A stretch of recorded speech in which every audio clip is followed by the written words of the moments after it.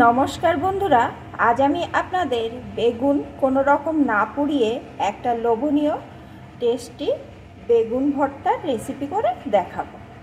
তার জন্য এখানে আমি একটা বেগুন নিয়ে নিয়েছি। এখন আসুন বন্ধুরা, আমি কিভাবে বেগুন না পুড়িয়ে বেগুন ভর্তা তৈরি করি। ভিডিওটি দেখতে হলে প্লিজ একটা লাইক দিয়ে ভিডিওটি ফুল ওয়াচ করুন। প্রথমে আমি বেগুনটাকে একটু কেটে নেব। দেখুন বন্ধুরা, বেগুনটা আমি কিন্তু এইভাবে একটু চিড়ে নিয়েছি, তাহলে বেগুনের ভিতরে যদি পোকা থাকে তাহলে সেটা দেখতে পাওয়া যাবে, আর বেগুনটা রান্নায়ও আমার সুবিধা হবে। আর বেগুনটাকে কিন্তু আমি ভালো করে আগে থাকতে ধুয়েও নিয়েছি। এখন আসুন বন্ধুরা, রেসিপিটি শুরু করা যাক। রান্নার জন্য কড়াইয়ে আমি একটু জল আগে থাকতে বসিয়ে রেখেছিলাম। জলটা কিন্তু গরম হয়ে গেছে। এখন আমি বেগুনটাকে এই জলের ভিতরে দিয়ে দেব। সাথেই দিয়ে দেব একটা টমেটো, আর দিয়ে দেব কয়েক কোয়া রসুন, আর দেব দুটো কাঁচা লঙ্কা। ঝালের পরিমাণটা আপনারা আপনাদের স্বাদ অনুযায়ী দিয়ে নেবেন। এখন এইভাবে কিছুক্ষণ হতে দেব। 5 মিনিট মতন আমি বেগুনটার ওই পিঠটা ফুটিয়ে নিয়েছি। এখন উল্টে দেব যাতে এই পিঠটাও ভালো করে সিদ্ধ হয়ে যায়। এখন আরও 5 মিনিট আমি ফুটিয়ে নেব। আরও 5 মিনিট আমি এইভাবে রেখে দিয়েছিলাম। এখন কিন্তু বেগুন, টমেটো, লঙ্কা, রসুন সব ভালো রকম সিদ্ধ হয়ে গেছে। এখন আমি জল থেকে সেঁকে একটা পাত্রে তুলে নেব।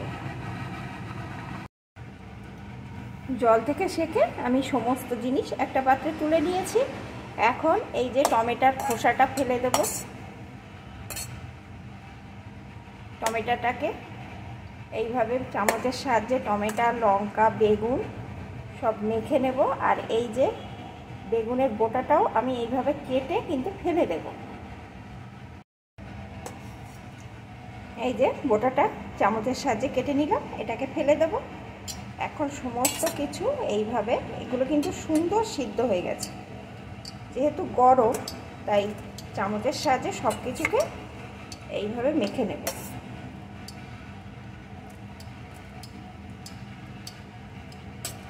বন্ধুরা, আমি এখানে সাদা বেগুন দিয়ে করলাম, আপনারা চাইলে কালো বেগুনও দিতে পারেন, কোনো রকম অসুবিধা নেই।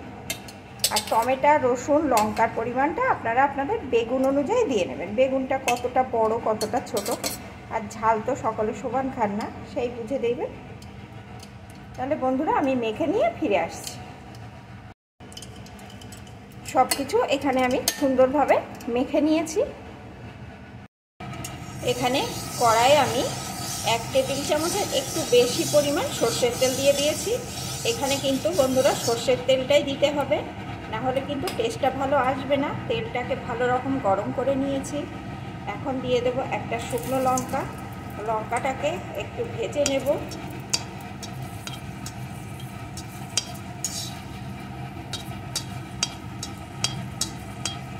বন্ধুরা, আপনারা তো বেগুন পুড়িয়ে ভর্তা তৈরি করে খেয়েছেন বা সিদ্ধ করে ভর্তা তৈরি করে খেয়েছেন, তবে আমি আজ যেভাবে করছি এইভাবে যদি করে খান, রুটির সাথে কিংবা গরম ভাতের সাথে খেতে কিন্তু দুর্দান্ত লাগবে। আর রান্নাটা করা কিন্তু একদমই সোজা, আপনারা দেখলেই বুঝতে পারবেন। তবে এর ভিতরে কিন্তু একটা স্পেশাল মশলা যাবে, যে মশলাটা এর স্বাদ দ্বিগুণ বাড়িয়ে দেবে। লঙ্কাটা পোড়া পোড়া করে ভাজা হয়ে গেছে। এখন দিয়ে দেবো একটা পেঁয়াজ কুচি। পেঁয়াজ কুচিটা একটু ভেজে দেব। পেঁয়াজ কুচি কিন্তু খুব বেশি লাল লাল করে ভাজবো না, একটু ভেজে নিয়েছি। এখন দিয়ে দেবো এর ভিতরে কাঁচা লঙ্কা কুচি। লঙ্কার পরিমাণ আপনারা আপনাদের স্বাদ অনুযায়ী দিয়ে নেবেন, তবে এই পেঁয়াজের সাথে কিন্তু একটু লঙ্কা কুচি দিতে হবে, তাহলে এই কাঁচা লঙ্কার গন্ধটা সুন্দর আসবে। সিদ্ধর সাথে তো দেওয়া আছে, এখানেও একটু দিয়ে দেবে।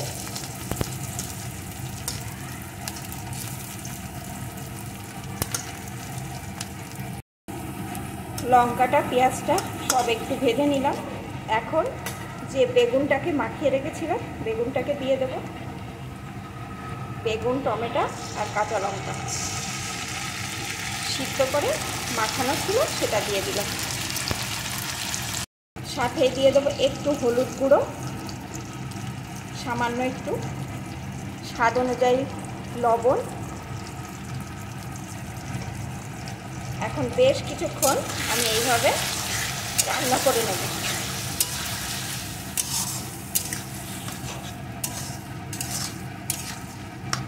আপনারা চাইলে এই সময় একটু লঙ্কার গুঁড়ো দিয়ে দিতে পারেন, তাহলে কালারটা ভালো আসবে। তবে আমি যেহেতু কাঁচা লঙ্কা অনেকখানি দিয়েছি, তাই আর লঙ্কার গুঁড়ো এখানে দেবো না।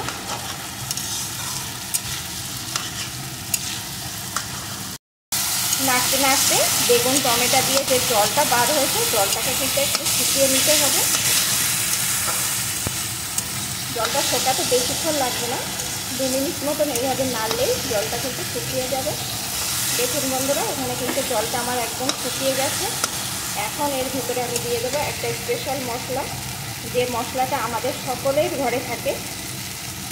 দিয়ে দেবো একটু ম্যাগি মশলা।